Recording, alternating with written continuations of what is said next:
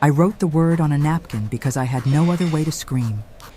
My hand shook as I folded it twice, the cheap fabric rough under my fingertips, and I placed it beside the glass of water at table 12, where the American soldier sat with his back to the wall, watching everything. He was alone. That was the first thing I noticed. American soldiers rarely came into the restaurant alone. Not since the liberation of the western half of Colmar 3 weeks ago. They moved in packs, loud and cautious, their uniforms still dusty from the fighting that had torn through the streets. But this one was different. His eyes were gray, tired, and they followed me with a sharpness that made my stomach twist. Not with suspicion exactly, something softer, something that felt dangerous in a different way. I turned away before he could see my face too clearly. The room smelled like burnt onions and stale cigarette smoke, the kind of smell that clung to your clothes and hair no matter how many times you washed them. 3 German officers sat at table 7, their voices low and controlled, their uniforms pressed despite the chaos outside. They had been coming here for months, long before the Americans arrived, long before the sound of artillery became part of the daily rhythm of life. I knew their faces better than I wanted to. Oberleutnant Keller with his narrow jaw and cold smile. Hauptmann Dietrich, who never looked at me directly but always watched. And the third one, younger, whose name I never learned because I refused to let it matter. They were watching me now. I could feel it, the way you feel eyes on your back in a dark room. My hands were steady as I poured water into another glass, but my heart was a fist beating against my ribs. I had served them 100 times. I had smiled when they made jokes I did not understand. I had kept my mouth shut when they spoke about villages burned and people taken. I had survived by becoming invisible. But tonight, something had shifted. The American soldier at table 12 had seen me hesitate when I approached table 7. He had seen the way my shoulders stiffened when Oberleutnant Keller leaned back in his chair and said something in German that made the others laugh. I did not laugh. I never laughed. And the American had noticed. I walked back toward the kitchen, my shoes clicking against the cracked tile floor, and I forced myself not to look at him again. The kitchen was a narrow, suffocating space that smelled like grease and old potatoes. Margot, the cook, was bent over the stove, her face red and damp with sweat. She was 60 years old and had worked in this restaurant since before the war, back when Colmar was French and proud and whole. Now it was a shattered thing, half liberated, half occupied, caught between 2 armies that hated each other and did not care who got crushed in between. Margot glanced at me as I came through the door. Her eyes were sharp despite her age, and she saw too much. She always had. I shook my head slightly, a warning, and she turned back to the stove without a word. We had an understanding, Margot and I. We did not talk about the things we saw. We did not talk about the bruises on my wrists from the night Hauptmann Dietrich grabbed me in the storage room and told me to stop looking so sad. We did not talk about the way the city was dying, one street at a time, or the way people disappeared in the night and no one asked questions. I picked up another tray and steadied my breathing. The napkin was still on the table at 12. I had written the word small in English because I knew the German officers would not look twice at a crumpled napkin in a language they barely spoke, but the American would. I had seen the way he read the menu, slowly, carefully, his lips moving just slightly as he traced the words. He would see it. And then what? I did not have a plan. I only had the weight of 3 years pressing down on my chest, 3 years of pretending I was not afraid, 3 years of waking up in a room that smelled like mildew, and wondering if today would be the day someone decided I was no longer useful. I was 23 years old, and I had forgotten what it felt like to hope for anything. But when I walked back into the dining room and saw the American soldier unfold the napkin, when I saw his eyes lift to meet mine across the smoke and noise and ruin, something cracked open inside me, something small and fragile and dangerous. He did not react, not outwardly. He folded the napkin again, slipped it into his jacket pocket, and took a sip of water as if nothing had happened. but his jaw tightened, and his gaze moved to table 7, where the German officers were still talking, their voices a low hum of authority and menace. I turned away and walked toward the bar, my legs unsteady, my lungs pulling in shallow, uneven breaths. Oberleutnant Keller called my name. Anneliese. The way he said it always made my skin crawl, like he was tasting something he enjoyed too much. I stopped, turned, and walked over to their table with the same blank expression I had perfected over the last 3 years. He wanted more wine. He wanted bread.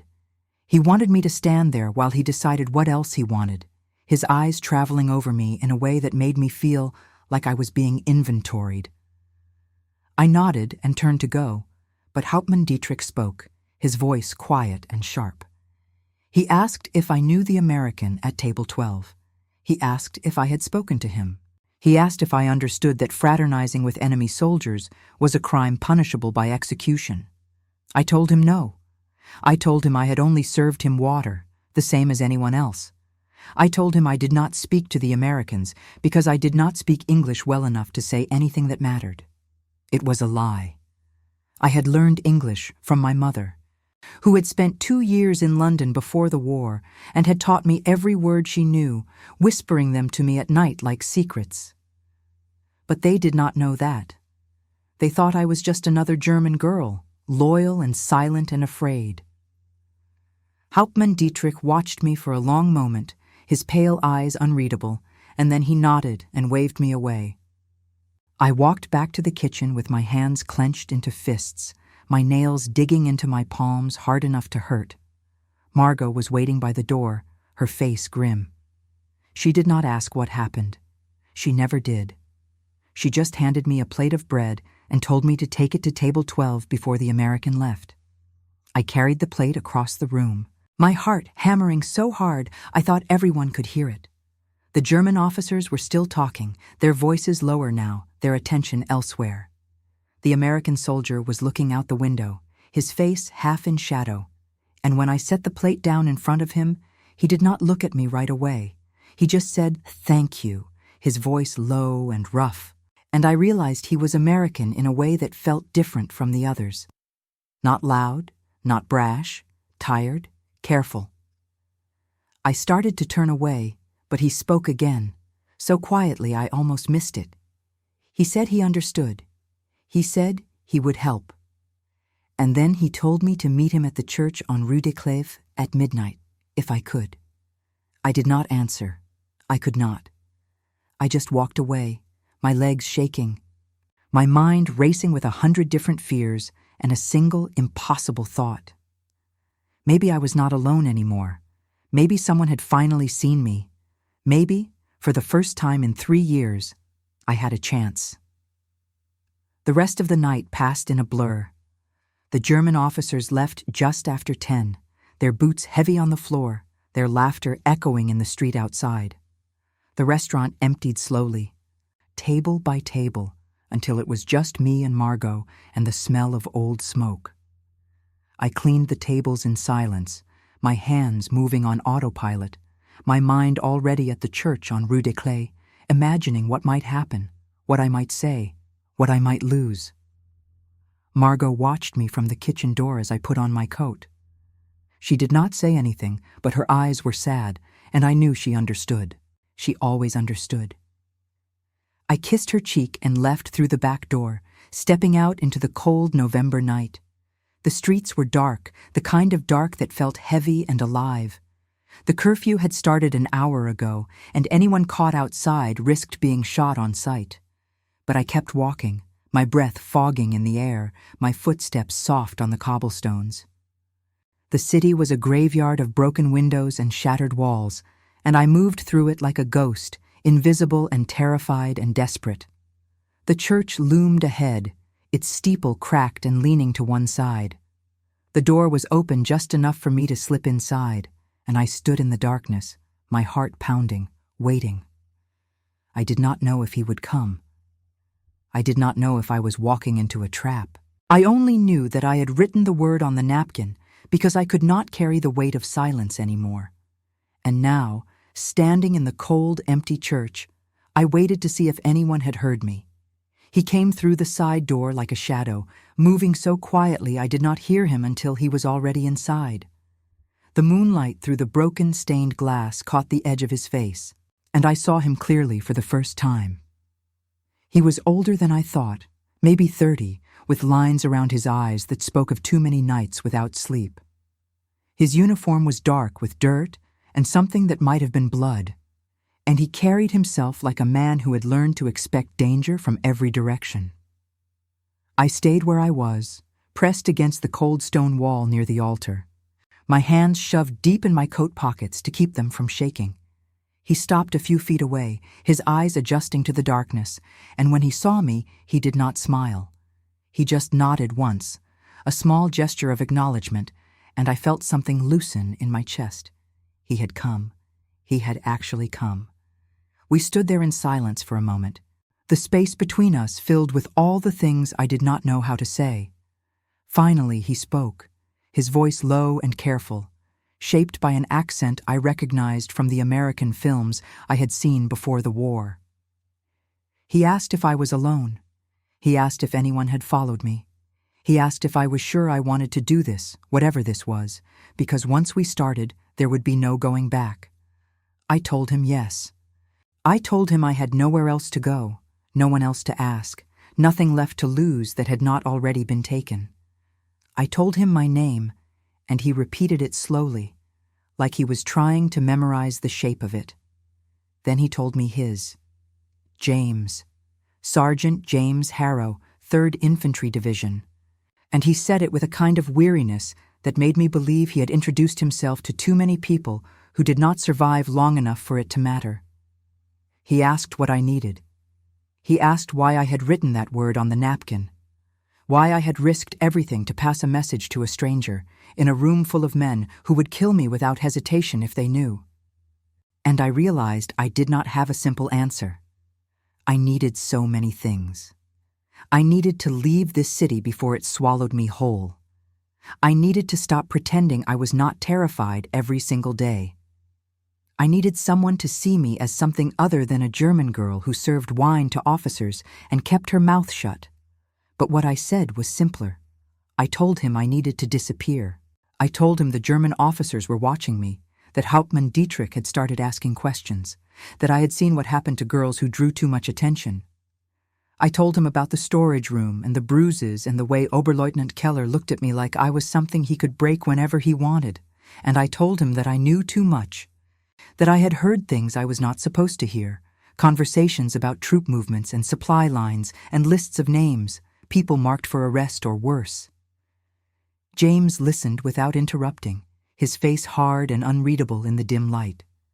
When I finished, he was quiet for a long time, and I thought maybe I had made a mistake. Maybe he could not help me. Maybe no one could. But then he spoke, and his voice was different, softer, like he was talking to someone who mattered. He said he believed me.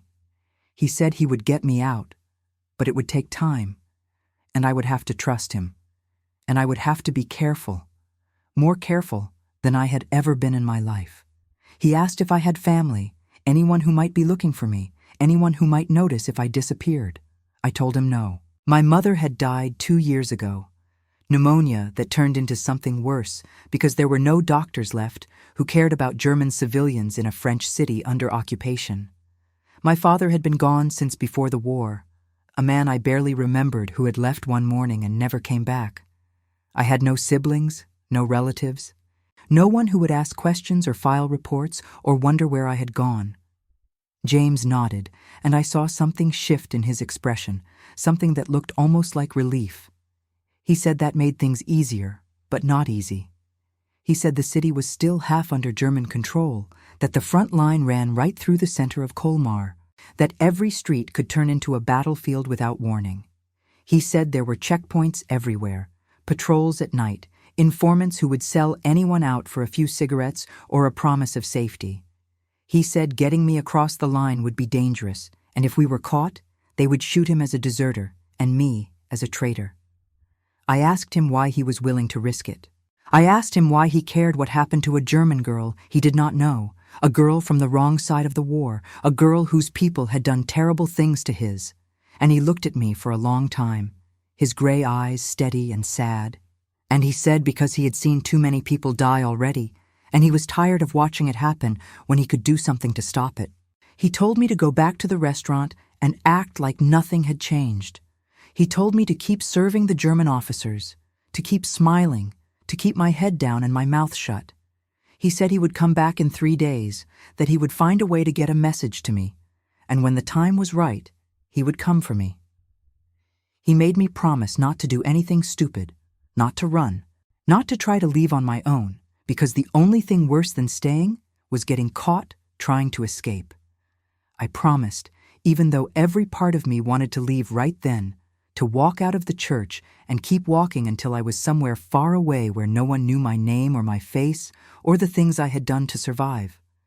But I stayed, and I listened, and I memorized everything he said, every instruction, every warning, every small detail that might keep me alive long enough to see the other side of this nightmare.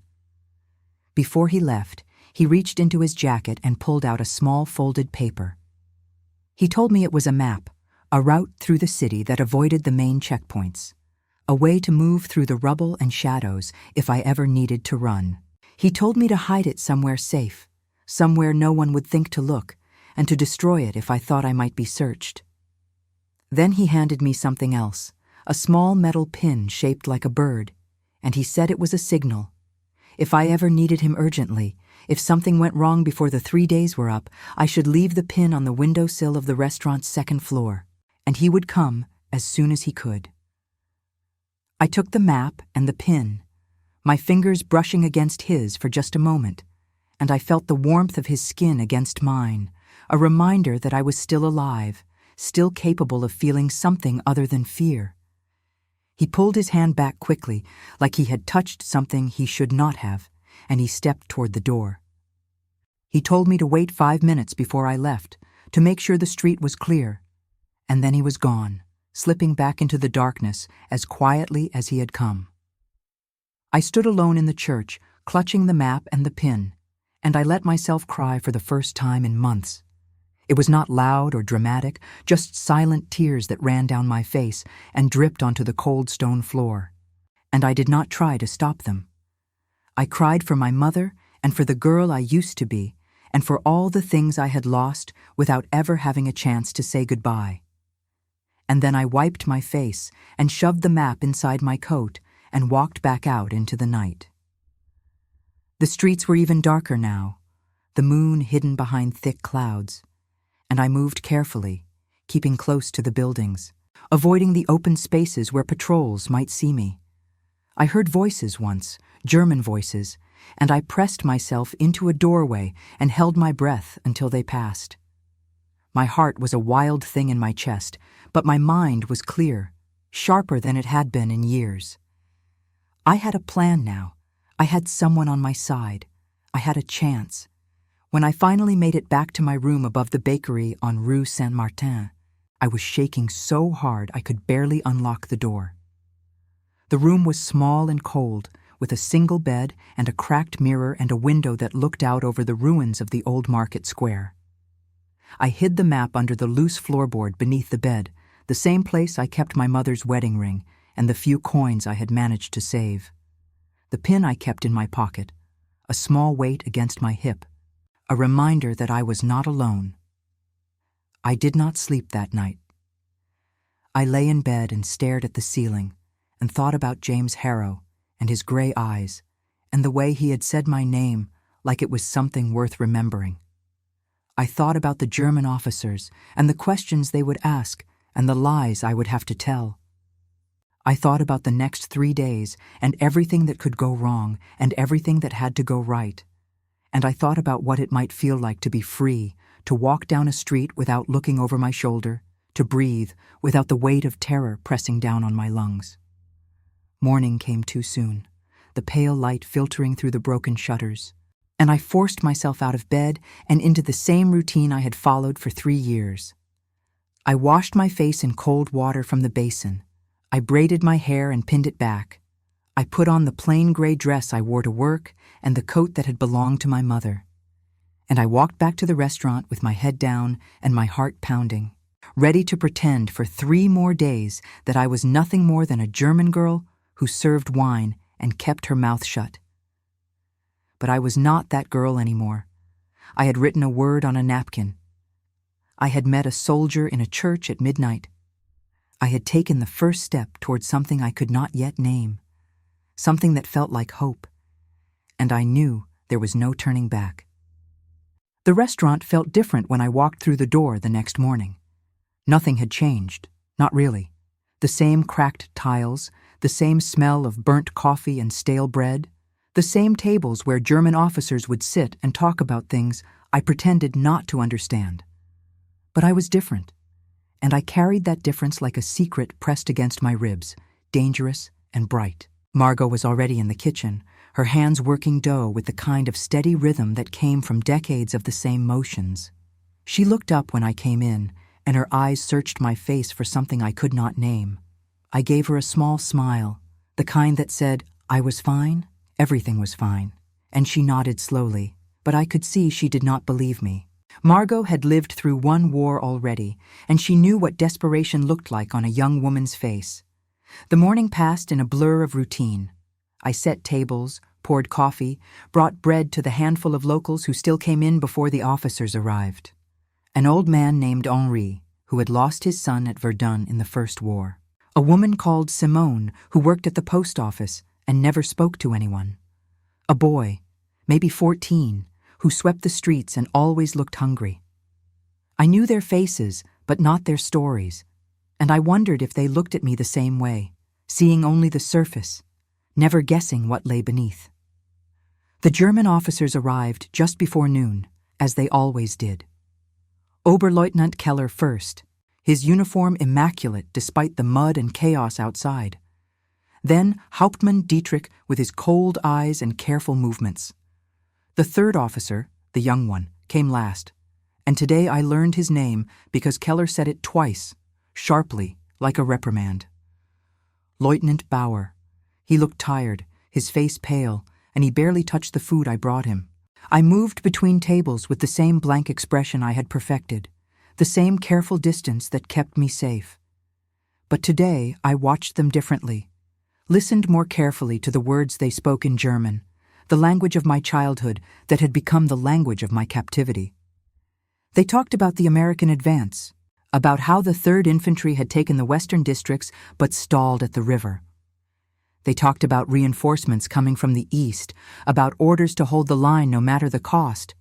And they talked about collaborators, French civilians who were helping the Americans, and what would happen to them when they were found. Oberleutnant Keller looked at me when he said that last part, his eyes sharp and measuring, and I felt ice slide down my spine. I kept my face neutral, asked if they needed more wine, and walked away before he could see my hands shaking. In the kitchen, I pressed my palms against the counter and breathed slowly, counting to 10, then 20, until my heart stopped racing. Margot watched me from the stove but said nothing. She never did. The afternoon stretched on, endless and tense. More officers came and went. Some I recognized, others I had never seen before. They brought news of skirmishes to the south, of civilians caught in crossfire, of buildings collapsed by artillery. The city was tearing itself apart, block by block, and we were all trapped in the middle, waiting to see which side would claim us when the smoke cleared. James did not come. I had not expected him to, not yet, but still I found myself watching the door, my pulse jumping every time it opened. 3 days, he had said. 3 days, and then he would find a way to get a message to me. I counted the hours like prayer beads, marking time until I could stop pretending, stop hiding, stop being this version of myself that I hated more with every passing moment. That night, after the restaurant closed and Margot locked the doors, I walked home through streets that felt like a maze of shadows and broken stone. The curfew had already started, but I had learned the rhythms of the patrols, the gaps in their routes, the places where I could slip through unseen. I moved quickly, keeping to the walls, and I almost made it to my street when I heard voices ahead, German voices, loud and careless with the kind of confidence that came from holding guns. I pressed myself into a doorway and waited, my breath shallow, my body rigid. 2 soldiers walked past, their boots heavy on the cobblestones, and they were talking about a girl they had found hiding in a cellar on Rue de la République. They laughed about what they had done to her before they handed her over to the Gestapo, and I closed my eyes and bit down hard on my lip to keep from making a sound. When they were gone, I ran the rest of the way home, my legs shaking, my mind full of images I could not unsee. I did not sleep again that night. I lay in bed and stared at the ceiling and thought about the girl in the cellar and wondered if that would be me in 3 days or 3 weeks or 3 hours if I made one wrong move. I thought about James and whether I could really trust him, whether he would actually come back or if he had already forgotten about the German girl who wrote a desperate word on a napkin. I thought about my mother and the way she used to sing to me before the war, old French songs that felt like they belonged to a different world, a world where people still believed in things like safety and kindness and tomorrow. The second day was worse. Hauptmann Dietrich came to the restaurant alone, early, before the others arrived. He sat at table 7 and called me over, and when I approached, he told me to sit down. It was not a request. I sat, my hands folded in my lap, my eyes on the table, and he asked me questions. He asked if I had seen any American soldiers near the restaurant. He asked if I had heard anyone speaking English in the streets. He asked if I knew what happened to girls who helped the enemy, who betrayed their own people, who forgot where their loyalties should lie. I told him no, I had seen nothing, heard nothing, knew nothing. I told him I was loyal, that I understood my duty, that I would never do anything to endanger the men who protected us. The lies came easily now, smooth and practiced, and I watched his face for any sign that he believed me or did not believe me. His expression never changed. He just watched me with those pale, empty eyes, and after a long moment, he told me I could go. But as I stood up, he reached out and caught my wrist, his grip tight enough to hurt, and he said he would be watching me. He said he knew when people were hiding something, and if I was hiding something, he would find out, and then I would understand what real consequences looked like. I nodded and pulled my hand away, and I walked back to the kitchen with his words echoing in my head like a warning bell. Margot saw the red marks on my wrist and her face went hard, but she did not ask questions. She just handed me a wet cloth and told me to hold it against the bruises, and I did, standing in the dim kitchen while the ice-cold water seeped into my skin and numbed the pain, at least for a little while. That afternoon, an American patrol passed by the restaurant. I saw them through the window, 6 soldiers moving carefully down the street, their rifles raised, their eyes scanning every doorway and window. They looked young, most of them, younger than me, and I wondered how many of them would still be alive in a week, a month, a year. One of them glanced toward the restaurant, and for a brief, impossible moment, I thought it might be James. But it was not. It was just another soldier, another stranger, and I turned away before anyone inside could see me watching. The German officers noticed the patrol too. They stood by the window and watched the Americans pass, their faces tense, their hands resting on the sidearms at their hips. Oberleutnant Keller made a comment about how the Americans fought like children, reckless and undisciplined, and the others laughed, but the sound was hollow. They knew the truth. The Americans were winning, slowly, brutally, and it was only a matter of time before the line collapsed and the city fell. And when that happened, men like Keller and Dietrich would disappear into the chaos, or they would be captured, or they would be killed. And I tried not to think about what would happen to me when that moment came. The third day arrived like a held breath. I woke before dawn, my body tense with anticipation and dread, and I dressed carefully, braiding my hair tighter than usual, as if that could somehow keep me together when everything inside me felt like it was coming apart. I walked to the restaurant in the cold morning air, and I counted every step, every breath, every heartbeat, marking time until James came back, until he kept his promise, until I knew whether I had been right to hope or a fool to believe. The day passed slowly, agonizingly. The restaurant filled and emptied, filled and emptied. The same faces, the same voices, the same suffocating routine. But I could feel something shifting, a tension in the air that had not been there before. The German officers spoke in lower voices, their conversations clipped and urgent. Lieutenant Bauer looked ill, his face drawn, and he left before finishing his meal. Hauptmann Dietrich watched me constantly, his gaze following me from table to table, and I knew he was waiting for me to make a mistake, to give him a reason to act on whatever suspicions he had. I did not make a mistake. I was perfect, careful, invisible. But inside, I was screaming. And then, just as the sun was setting and the restaurant was beginning to empty, I saw him. James.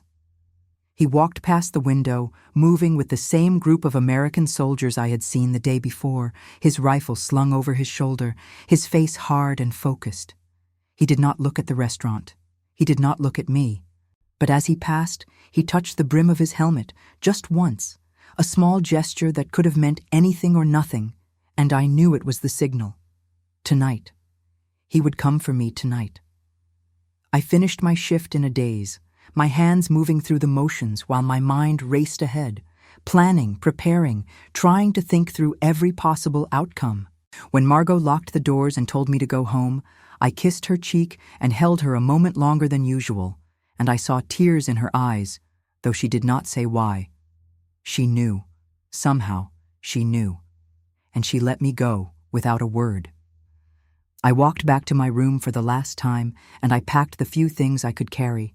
My mother's ring, the coins from under the floorboard, a photograph of my parents from before the war, their faces young and hopeful. I put on 2 layers of clothes because I did not know how cold it would be or how long I would be walking. I took the map from its hiding place and studied it one more time, memorizing the route, the turns, the places where I would need to be careful. And then I waited. Midnight came, and I heard the church bells in the distance, cracked and mournful. I slipped out of my room and into the street, moving like a ghost through the darkness, and I did not look back. The streets were a labyrinth of broken stone and shadow, and I moved through them with my heart hammering against my ribs, every sound amplified in the silence, a dog barking somewhere in the distance, the creak of a shutter swinging in the wind, my own breathing, too loud, too fast, a rhythm that threatened to give me away with every step. James had told me to meet him at the old mill on the edge of the river, the one that had been bombed 3 months ago and left standing like a skeleton against the sky. It was outside the main patrol routes, he said, a place where the Germans rarely went because there was nothing left worth guarding. I clutched the map in my pocket and followed the route he had drawn, turning left at the bakery with the collapsed roof, right at the fountain that no longer held water, straight through the alley where the walls were pocked with bullet holes. I was halfway there when I heard the footsteps behind me, heavy boots on cobblestones, the unmistakable sound of a patrol. I froze, every muscle in my body going rigid, and then I ran.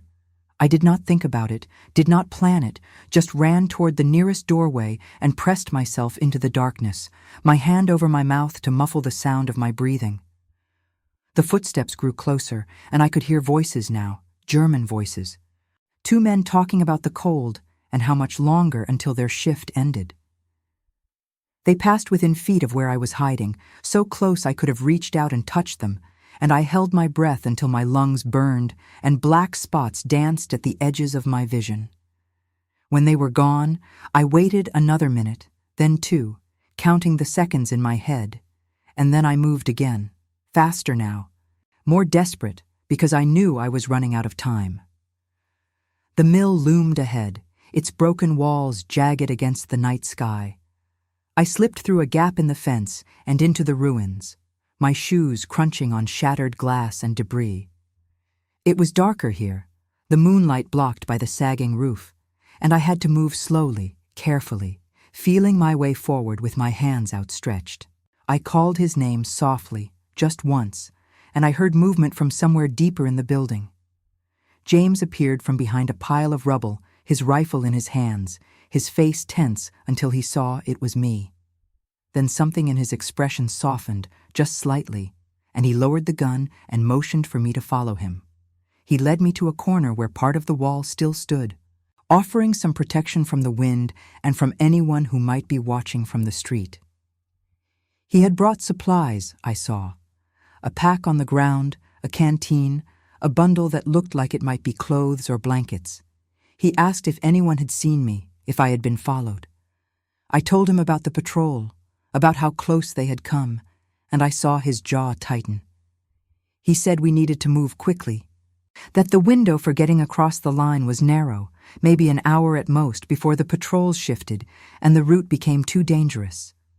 He pulled a jacket from his pack, an American Army jacket, and told me to put it on over my coat. He said if we were spotted from a distance, I might pass for a soldier in the darkness, at least long enough to avoid immediate suspicion. I put on the jacket, and it was too big, the sleeves hanging past my hands, but it was warm, and it smelled like canvas and gun oil and something else I could not name. James adjusted the collar, his hands quick and efficient, and for a moment his fingers brushed against my neck, and I felt a warmth spread through me that had nothing to do with the jacket. He stepped back quickly, his face unreadable, and told me we needed to go. We left the mill and moved toward the river, following a path that wound through the ruins of houses and shops, places that had once been full of life and were now just hollow shells. James moved with a certainty that told me he had done this before, had learned the rhythms of this broken city, had memorized every street and alley and hiding place. I followed close behind, trying to match his pace, trying to be as quiet as he was, and I did not let myself think about what would happen if we were caught. The river was swollen with winter rain, dark and fast and cold. James led me to a place where the bridge had partially collapsed, leaving a twisted mess of metal and concrete that jutted out into the water. He said this was where we would cross, that the bridge was too damaged for vehicles but still passable on foot, and that the Germans had stopped patrolling it because they assumed no one would be foolish enough to try. He went first, testing each step, his boots finding purchase on the slick metal. I followed, my heart in my throat, my hands gripping the rusted beams so tightly my fingers went numb. The river roared beneath us, and halfway across, my foot slipped. I felt myself falling, felt the world tilt sideways, and then James was there, his hand catching my arm, pulling me back, holding me steady until I found my footing again. He did not let go right away, and I looked up at him, and in the darkness I could see his eyes, serious and intent, and something passed between us that I did not have words for. We made it across and climbed down the other side, and James said we were in American territory now, technically, but that did not mean we were safe. The front line was fluid, he said, constantly shifting, and there were pockets of German resistance everywhere. Snipers and scouts and soldiers who had been cut off from their units and were fighting just to survive. We needed to reach the American checkpoint 2 miles west, and we needed to do it before dawn, because once the sun came up, the streets would be full of patrols and we would be exposed. We walked through a neighborhood that had been destroyed so completely it was hard to believe people had ever lived there. Entire blocks reduced to rubble, walls standing alone with nothing behind them, streets cratered by artillery. James kept his rifle ready, his eyes scanning constantly, and I tried to do the same, tried to watch for movement, for shadows that did not belong, for any sign of danger. My legs ached and my lungs burned, but I did not complain, did not slow down, because I knew this was my only chance. We were maybe a mile from the checkpoint when we heard the shout. German words, sharp and commanding, coming from somewhere to our left. James grabbed my hand and pulled me into the remains of a building, and we crouched behind a pile of broken furniture while footsteps approached. I could hear voices, at least 3 men, and they were searching, calling out, their tone angry and suspicious. James put his finger to his lips, a silent warning, and I nodded, barely breathing. The soldiers were close now, so close I could hear their boots scuffing on the rubble, could hear one of them coughing, could hear another complaining about the cold.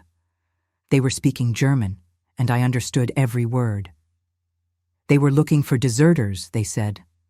Someone had reported seeing movement near the river, and they had orders to investigate. One of them said it was probably nothing, probably just rats or the wind, but another one said they should check anyway, that there had been too many people trying to cross lately, and the officers were getting impatient. I felt James tense beside me, and I knew he was calculating, weighing options, deciding whether to hide or run or fight. His hand tightened around mine, and I realized with a shock that I was still holding it, that I had been holding it since he pulled me into the building, and I did not want to let go. One of the soldiers stepped into the doorway, his silhouette black against the faint light outside, and I held my breath and prayed he would not look our way. He stood there for a long moment, and I could feel James's pulse through his hand, fast and steady, matching my own. And then the soldier turned away, called something to the others, and they moved on, their voices fading into the distance. We stayed frozen for another minute, maybe longer, until James was sure they were gone, and then he let out a slow breath and looked at me. And in his eyes I saw relief, and something else, something that made my chest tighten. He said we needed to keep moving. He said the checkpoint was close, maybe 20 minutes if we hurried, and we could not afford to stop again. I nodded, and we left the building and continued west, moving faster now, almost running, because dawn was coming and we were running out of darkness to hide in. The checkpoint appeared like a miracle, a cluster of sandbags and makeshift barriers manned by American soldiers who looked exhausted and wary. James called out the password, some phrase I did not catch, and the soldiers lowered their weapons and waved us forward. One of them, a corporal with a southern accent, asked James what the hell he was doing out here, and James said he had been on a reconnaissance mission and had picked up a refugee along the way. The corporal looked at me, taking in my German features, my too big jacket, my mud-stained clothes, and his expression was skeptical. He asked if I spoke English, and I said yes, quietly, and he asked where I was from. I told him Colmar. I told him I had been working in a restaurant, that the German officers were getting suspicious, that I needed to leave before they arrested me, or worse. I did not tell him about the napkin, or the church, or the 3 days of waiting. I did not tell him about Hauptmann Dietrich's grip on my wrist, or the girl in the cellar, or the 100 small terrors that had shaped my life for the last 3 years. I just told him enough to make him believe I was worth saving. And I watched his face, trying to read whether he thought I was a threat or a victim, or something in between. James spoke then, his voice calm and authoritative. He vouched for me, said I had provided information that could be useful, said I deserved a chance. The corporal looked between us, and I saw something shift in his expression, some understanding or suspicion, or maybe just exhaustion, and he nodded. He said I could stay at the checkpoint until morning, and then someone would figure out what to do with me. He said James needed to report back to his unit, that they had been looking for him, that his lieutenant was pissed. James nodded, but he did not move right away. He turned to me, and for a moment we just stood there, looking at each other, and I realized I did not know what to say. Thank you felt insufficient. Goodbye felt impossible. So I said nothing, and he said nothing, and the silence between us was full of all the things we had not said and might never say. Then he reached into his pocket and pulled out the small metal pin, the bird he had given me in the church. I had left it behind in my room, thinking I would not need it anymore, but somehow he had another one. He pressed it into my hand and told me to keep it, that it was for luck, that I was going to need it in the days ahead. And then he turned and walked away, back toward the ruins and the war, and I watched him go until he disappeared into the shadows. The corporal told me to follow him, and he led me to a tent where a handful of other refugees were huddled, mostly women and children, their faces hollow with exhaustion and fear. I sat down on a crate in the corner, clutching the pin in my hand, and I let myself cry again. But this time the tears felt different. Not just grief or fear, but something else. Relief, maybe, or hope, or the beginning of understanding that I had survived something I was not sure I was supposed to survive. Outside, the sky was beginning to lighten, the first pale gray of dawn creeping over the broken city. And somewhere in that city, James was still out there, still fighting, still risking everything for reasons I did not fully understand. I closed my eyes and held the pin tighter, and I made a promise to myself that if I made it through this war, if I survived long enough to see the other side, I would find him again. I would find a way to tell him what his kindness had meant, what his courage had given me, what it felt like to be seen as something more than just a girl from the wrong side of the war. But for now, all I could do was wait and hope and hold on to the small piece of metal that had become my only connection to the man who had saved my life. The days after the crossing blurred together in a haze of uncertainty and waiting. The refugee camp where they sent me was a sprawling collection of tents and makeshift shelters on the outskirts of a town whose name I never learned. There were hundreds of us, maybe thousands, people who had fled the fighting or been liberated from occupied territory or simply found themselves with nowhere else to go. We were French and Belgian and German and Polish, a patchwork of displaced lives held together by nothing more than shared exhaustion and the thin hope that tomorrow might be better than today.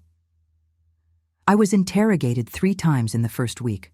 American intelligence officers who spoke broken German and watched me with suspicious eyes, asking the same questions over and over, trying to catch me in a lie.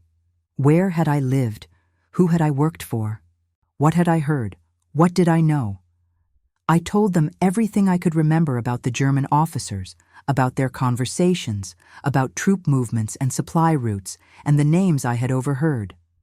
I gave them details because I wanted to be useful, because I wanted them to see that I was not the enemy, that I had been trapped just like everyone else. They seemed to believe me eventually, or maybe they just decided I was not important enough to worry about. Either way, they stopped calling me in, and I was left to the strange limbo of camp life, moving from meal line to medical tent to the crowded sleeping quarters where women and children huddled together for warmth. I volunteered wherever they would let me, helping in the kitchens, translating for refugees who spoke only German, caring for the sick and injured because it gave me something to do besides think about everything I had left behind. I thought about James constantly. I did not know where he was or if he was still alive, and the not knowing was a constant ache in my chest. I asked about him once, carefully, speaking to a soldier who was delivering supplies to the camp. I described him as best I could, tall with gray eyes and a quiet voice, Sergeant James Harrow from the 3rd Infantry Division. The soldier said he did not know anyone by that name, but he promised to ask around, and I never saw him again. Winter deepened, and the camp became a frozen, miserable place where people died from cold and hunger and diseases that should have been preventable. I watched children waste away, their bodies too fragile to fight off the fevers that swept through the tents. I watched old men and women give up, their eyes going empty, their breath stopping in the middle of the night. I watched people lose hope, and I fought every day to keep my own hope alive, to believe that I had not survived this long just to die in a refugee camp waiting for a war to end. The front moved west, then east, then west again, the battle lines shifting like waves, and we heard rumors of German counteroffensives and Allied advances and cities falling and cities holding. The news was always contradictory, always incomplete, and none of us really knew what was happening beyond the fences of the camp. We just waited and hoped and tried to stay alive. It was late February when I saw him again. I was in the medical tent, helping a nurse change bandages on a soldier who had lost his leg to a mine, when I heard a familiar voice outside asking for someone named Anneliese. My hands froze, and I looked up, and the nurse gave me a curious look and told me to go see who it was. I walked out into the cold afternoon light, my heart pounding so hard I thought it might break through my ribs, and there he was. James looked thinner than I remembered, his face drawn and tired, a fresh scar cutting across his left cheek. His uniform was dirty and patched, and he carried himself like a man who had not slept in days. But his eyes were the same, steady and gray, and when he saw me, something in his expression shifted, softened, and I knew he had been looking for me, that he had not forgotten. I walked toward him slowly, not quite believing he was real, afraid that if I moved too quickly, he might disappear like a dream. He met me halfway, and we stood there in the mud and cold, just looking at each other, and I realized I had no idea what to say. All the words I had practiced in my head, all the speeches I had imagined giving him, disappeared, and I was left with only the truth. I had thought about him every day. I had wondered if he was alive. I had kept the pin he gave me, holding it every night like a talisman against the darkness. He spoke first, his voice rough and quiet. He said he had been trying to find me for weeks, asking at every camp, every checkpoint, every place where refugees were being processed. He said his unit had been pulled back for rest and resupply, and he had used every spare moment to search for me because he needed to know I had made it, that I was safe. He said he had been afraid he would never find me, that I would disappear into the chaos like so many others, and he would never know what happened to the girl who wrote help on a napkin. I told him I was here, I was alive, and I had him to thank for that. I told him about the camp and the interrogations and the long, cold nights when I was not sure I would survive until morning. I told him I had kept the pin, and I pulled it from my pocket to show him, and when he saw it, his eyes filled with something that looked like relief and sadness mixed together. He asked if I had anywhere to go, anyone waiting for me. I told him no, that I had lost everything, that the only life I had known was gone, and I had no idea how to build a new one. He was quiet for a long moment, and then he said he had an idea, something he had been thinking about for weeks, but he was not sure if I would want it. He said the army was allowing soldiers to sponsor refugees, to help them resettle, to give them a chance at starting over. He said if I was willing, he could sponsor me, help me get papers, maybe even get me to America when the war was over. I stared at him, trying to understand what he was offering, what it would mean. He said I did not have to decide right away, that I could think about it, but I shook my head. I did not need to think about it. I had spent 3 months waiting and hoping and wondering if I would ever see him again, and now he was here, offering me a future I had not dared to imagine. I said yes. I said yes before he could change his mind, before the moment could slip away, and I saw something like joy flash across his tired face. The paperwork took weeks. Mountains of forms and approvals and bureaucratic obstacles that seemed designed to break us both. But James was patient and persistent, visiting whenever he could, bringing me food and books and news from the outside world. He told me about his life before the war, about growing up on a farm in Iowa, about his family and the fields of corn that stretched to the horizon. He told me about joining the army because he wanted to see the world, and how he had seen more of it than he ever wanted, more death and destruction than he thought any person should have to witness. I told him about my mother, about the songs she used to sing and the way she had tried to protect me even when there was no protection to be had. I told him about the restaurant and the German officers and the fear that had shaped every moment of my life for 3 years. I told him about the guilt I carried, the weight of surviving when so many others had not, the question that haunted me every night of whether I deserved to be alive when my mother was dead and the girl in the cellar was gone and countless others had been erased by the machinery of war. James listened without judgment, and he told me something I had not expected.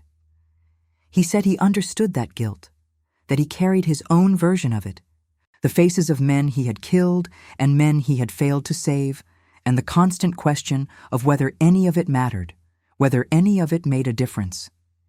He said we were both just trying to survive a world that had gone insane. And maybe that was enough. Maybe just making it to the other side was a kind of victory, even if it did not feel like one. Spring came slowly, the frozen ground softening, the first green shoots pushing through the mud. The war ground on, But the tide had turned. Everyone could feel it. The Allies were advancing on all fronts, the Germans retreating, and there was a sense that the end was coming, that we just had to hold on a little longer. James's unit was moved east, toward the Rhine, and he came to say goodbye on a morning when the air was cold and clear and full of promise. He held my hands and told me he would write, that he would come back as soon as he could, that I should not give up hope. I told him to be careful, to stay alive, that I had not waited this long just to lose him to some senseless battle in the final days of the war. He smiled, a real smile, the first I had seen from him, and he kissed my forehead, his lips warm against my skin, and then he was gone. The letters came sporadically, sometimes 2 or 3 in a week, sometimes none for a month. He wrote about the advance across Germany, about the cities they liberated and the horrors they found, about the concentration camps and the survivors who looked like walking skeletons, their eyes full of things no person should ever have to see. He wrote about his hope for the future, about the farm he wanted to buy, about the life he wanted to build when the killing finally stopped. And he wrote about me, about how thinking of me kept him going, how the memory of that night at the mill and the crossing and the promise of something better was the only thing that made sense in a world gone mad. I wrote back, telling him about the camp improving, about spring finally arriving, about the refugees who were slowly being processed and sent to new homes, new countries, new lives. I told him about the nightmares that still woke me in the middle of the night, the ones where I was back in the restaurant and Hauptmann Dietrich was reaching for my wrist, and I could not run, could not scream, could not escape. I told him about the moments when I felt almost happy, when the sun was warm and the air smelled like growing things, and I could imagine a future where I was not defined by fear. I told him I was waiting for him, that I would keep waiting as long as it took. The war ended in May, and the camp erupted in cautious celebration, people crying and laughing and holding each other because we had survived, we had made it. The nightmare was finally over. But I did not celebrate, not really. I just stood outside my tent and looked at the sky and thought about James and prayed he had survived to see this day. He came back in June, thinner and quieter than before, with new scars and old eyes. But he came back, and that was all that mattered. The paperwork was finally approved, and I was given travel documents and a ticket to New York. And James said he would be on the same ship, that we would cross the ocean together, that we would start our new lives together. We were married in a small civil ceremony before we left, just the two of us and a chaplain who asked no questions and offered quiet blessings. It was not the wedding I had imagined as a girl, no white dress or flowers or family gathered around. But it was real, and it was ours. And when James slipped a simple band on my finger, I felt something I had not felt in years. I felt safe. I felt seen. I felt like maybe, after everything, I had finally found my way home.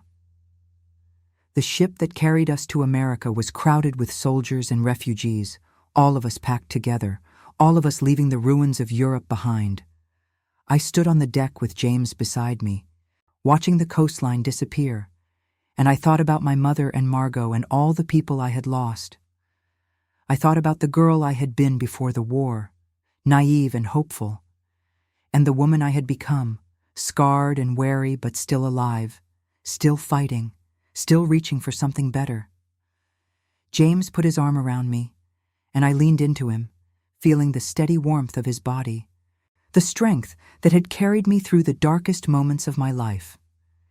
He asked if I was ready for what came next, for the uncertainty and the challenges and the long work of building a life from nothing.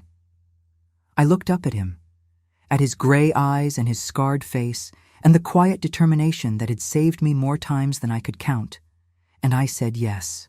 I said yes because I had learned that hope was not a passive thing, not something you waited for or wished for, but something you chose every day, even when it was hard, especially when it was hard.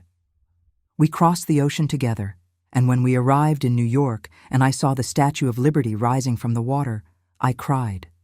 Not from sadness, but from relief, from gratitude, from the overwhelming sense that I had made it, that we had made it, that the war had not destroyed us.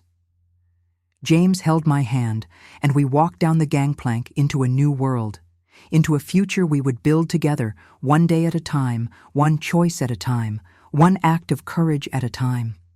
And as we disappeared into the crowd of new arrivals, all of us carrying our stories and our scars and our fragile, precious hope, I thought about the napkin and the word I had written, and the soldier who had seen it and decided to help. I thought about how a single moment of desperation and a single act of kindness had changed everything, had given me a chance when I had no other chances left.